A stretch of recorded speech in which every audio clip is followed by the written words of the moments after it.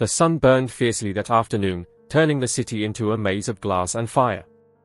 Heat shimmered off the tall buildings, and the sidewalks glowed like molten silver. People hurried with their eyes fixed on their destinations, racing past moments that could change everything, moments that most never even noticed. But Aaron Whitlock wasn't like most people.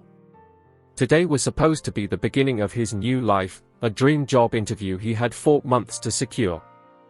He wore the only crisp white shirt he owned, carefully ironed the night before, and clutched a resume he had rewritten over and over until it felt like a piece of his heart printed on paper. Every step he took was heavy with hope, fear, and the quiet desperation of someone who had been waiting far too long for a chance.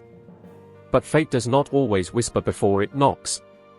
As Aaron crossed Western Avenue, something caught his eye, a figure collapsing in the middle of the street. A young woman, her long blonde hair falling forward, her red dress glowing painfully bright under the sun. She stumbled, dropped to her knees, and struggled for breath as if the world itself had drained out of her. People walked around her. Not one stopped. Not one slowed. Not one cared. But Aaron, he froze. And then he moved. In one heartbeat, he chose. If you believe kindness still matters, if you believe that the world still rewards those who do good, make sure to like, share, comment, and subscribe to Kindness Corner of MotivHeart Tales channel. And tell us in the comments where you're watching from. Your city might appear in a future story. Aaron rushed to her side. Her name, he learned later, was Harper Lane. But in that moment, she wasn't a stranger, responsibility, or an obstacle. She was simply a human being in pain. Her hands trembled as he helped her sit up. Her skin was cold despite the heat. She whispered that she hadn't eaten since last night, that she felt dizzy, that everything was spinning. Aaron guided her to a shaded bench at the bus stop, shielding her from the blazing sun with his own body. He gave her his water. He helped her breathe. He waited with her until color slowly returned to her face. 10 minutes passed. 15. 20. By the time Harper could even stand again, Aaron's interview was long gone. A silent ache filled his chest, but he didn't let her see it. He stayed with her until her ride arrived. He waited until she was safely inside. He gave her a reassuring smile, one that hid the heartbreak beneath it. Then he walked toward the towering building where his future had been waiting, and where his chance had vanished. At the lobby, he was told the truth with polite emptiness. The interviews were over. The manager had left. The decisions were final. He had missed it. Because he cared. For days afterward, Aaron returned to the grind of small jobs, lifting, cleaning, sorting, delivering, work that paid bills but crushed dreams. He told no one what had happened. He didn't regret helping. He only regretted that life didn't seem to reward moments like that. But life sees everything.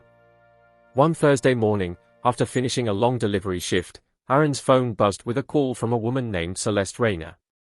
She said she worked for the CEO of Western Industries, the same company where he'd lost his chance.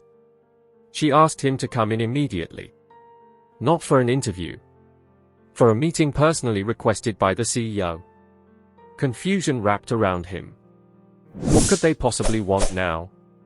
The CEO's office was massive, wrapped in glass and sunlight. Behind an elegant desk sat Vincent Lane, calm, authoritative, yet softened by weary eyes full of unspoken stories. But Aaron didn't see him first. He saw her. Harper. The girl from the street. The girl in the red dress. She looked different now, strong, composed, alive. She stood when he entered, her smile full of gratitude and quiet emotion. And then the twist unfolded. Vincent revealed that Harper wasn't just anyone. She was his daughter. She had been overwhelmed by stress from a disastrous project at their company. She hadn't slept, had barely eaten, and had been on her way to confess a mistake she thought could destroy her father's reputation. She collapsed because her body simply couldn't take it anymore. Harper told the entire story from her point of view, how Aaron had protected her, comforted her, and stayed with her when everyone else looked away. She told her father that a man like Aaron was rare, someone whose character spoke louder than his circumstances. They found him through bus stop security footage. Vincent looked Aaron in the eyes and said, "Skills can be taught. Degrees can be earned. But character cannot be faked." Then came the moment Aaron never expected. Vincent offered him a job. Not the entry-level position he had applied for, but a higher role. Assistant coordinator, full training provided, full benefits, real growth, and a career path. Aaron's eyes filled with tears. He tried to blink away. For the first time in a long time, he felt seen. As you read this, if this story touched your heart, don't forget to like, comment, share, and subscribe. Your engagement keeps these stories alive. And tell us in the comments, what would you have done in Aaron's place? And so, Aaron began a new chapter. Not because of luck. Not because of opportunity. But because his heart made a choice when no one was watching. Sometimes the world tests you by taking something away, only to return something far better. And sometimes the smallest act of kindness becomes the biggest turning point of your destiny. Because life always keeps its own score.